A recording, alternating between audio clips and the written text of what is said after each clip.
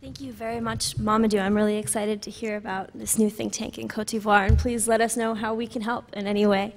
Our final speaker this morning is Amr Barghisi, who is the founding partner of the Egyptian Union for Liberal Youth, a civic, not-for-profit organization seeking to promote the principles of political, economic, and social liberties in its attempt to redefine the relationship between the individual and the state in Egypt. Prior to this, he was press assistant for several American journalists, including Bret Stephens of the Wall Street Journal and Pulitzer Prize winner Judith Miller. He was also a Robert L. Bartley Fellow with the Wall Street Journal editorial board in 2008. He is the author of Truth is My Job, an introduction to professional practice of journalism, a guidebook written specifically for Yuli's Media, Art, and Journalism School.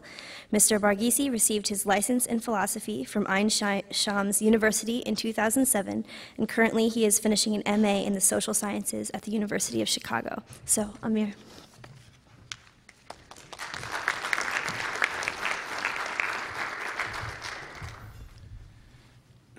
Good morning, ladies and gentlemen. I will not be providing a PowerPoint presentation, so I'll go the old way.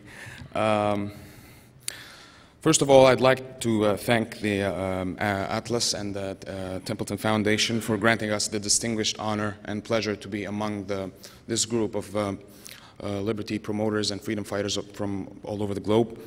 I'll just give you a short word on the Egyptian Union of Liberal Youth. We are probably the first Egyptian organization to state publicly and clearly that we adhere to the values of classical liberalism. We promote a classical liberal platform grounded in the values of individual liberty, minimal government, and free market economy. But we're still pretty young. We just started less than 2 years ago. We will be providing copies of our mission statement on the stand outside if you want to take a look at what we believe and what we do. The union was conceived of as means to tackle two major problems facing classical liberalism in Egypt. Both problems originate from one historical event that did not only change the political structure of my country, but rather changed or transformed the way my countrymen conceive of their own lives and how to lead it. In 1952, and after a long and bitter period of upheaval, the Egyptian ancien regime, the monarchy, was overthrown by a group of officers, military officers, who took over the reins of power in Egypt, and they basically established what is now known as the July regime, 1952, 23rd of July. 23rd of July is still celebrated in Egypt as Egypt's national day. The July officers, led by Gamal Abdel Nasser, established a totalitarian regime, taking its major features after Hitler's Germany, Mussolini's Italy, and Stalin's Russia. But fortunately, it failed to achieve the similar success regarding the repressive tools.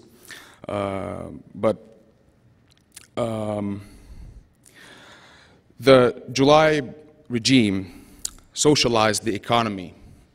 It forced extensive government regulation in every aspect of life, everything. It led Egypt into 3 devastating wars with Israel and several other military conflicts in the Middle East. And ultimately, and most importantly, it changed the way Egyptians think of politics and the way they lead their own lives, as I previously said. The 2 major obstacles that I mentioned that both originate from this regime are what this regime, first of all, what this regime has devolved into, which is basically a bureaucratic authoritarian government that is merely interested in preserving the financial and power interests of its members. And the second and more dangerous element is the totalitarian legacy, the ideology that has become embedded within the very fabric of the Egyptian society at the moment. The Egyptian Union of Liberal Youth seeks to build a core for a pressure group to propagate economic, legal, and political reform in Egypt. We take a threefold strategy to achieve this ultimate goal. First, we try to introduce classical liberalism into the Egyptian context. I mean, theoretically and intellectually speaking. Not only through conveying the Western literature on the topic, but also through authentic research about Egypt's economic, legal, and political structure from a classical liberal platform. The second part of the strategy is publicizing these views among young Egyptians. Our members are basically from 18 to 35 years old. After that, you're not allowed to be a member. We hope that the Egyptian Union of Liberal Youth will spawn several civil society organizations in the near or not so near future. We don't know, but we also hope that eventually we will lead to the formation of a political party or several political parties that promote these ideas. The third part of the strategy is providing our members with the necessary skills they need to become able to pursue our causes.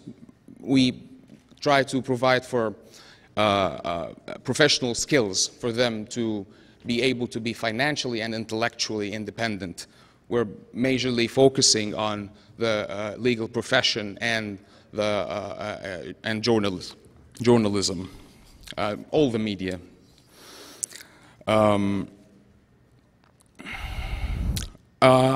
Just one final word about what we do. We believe that freedom, political and economic freedom, void of content, is even more dangerous than most cases of lack of freedom, since it leads to nihilism, moral relativism, and ultimately to the rise of totalitarianism, exactly the case for Egypt before 1952. We try to help our members take the non-political aspects of liberalism seriously. We heavily stress the values of work, family, and public duty in the private sector. And civil society, of course. We try to provide our members with a worldview that recognizes the beauty of human creativity. We stress the importance of music, art, literature, and all the likes. Just one final word. We're here today to celebrate the fall of the Berlin Wall, which was very influential to the generation that preceded mine, and we were very inspired by the efforts that were exerted by former President Reagan and late President Reagan and Baroness Thatcher on this front. But I would also like to bring your attention to the fall that most influenced my generation, which was, in this case, the most unfortunate and most tragic. Of course, I'm talking about September 11, 2001. Many of the terrorists involved in this event were Egyptians. The person leading the first plane, driving the first plane or flying the first plane was Muhammad Atta. He was an architect.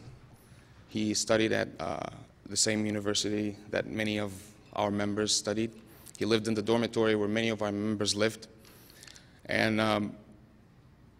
that day changed our lives because basically we felt like we knew these people.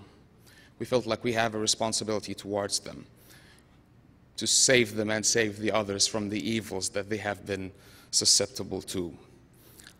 We believe that if nobody defends life, liberty, and the pursuit of happiness for everybody, everybody's life, liberty, and happiness will be jeopardized. And we'd like to tell you that somebody in Egypt is on the job. Thank you so much.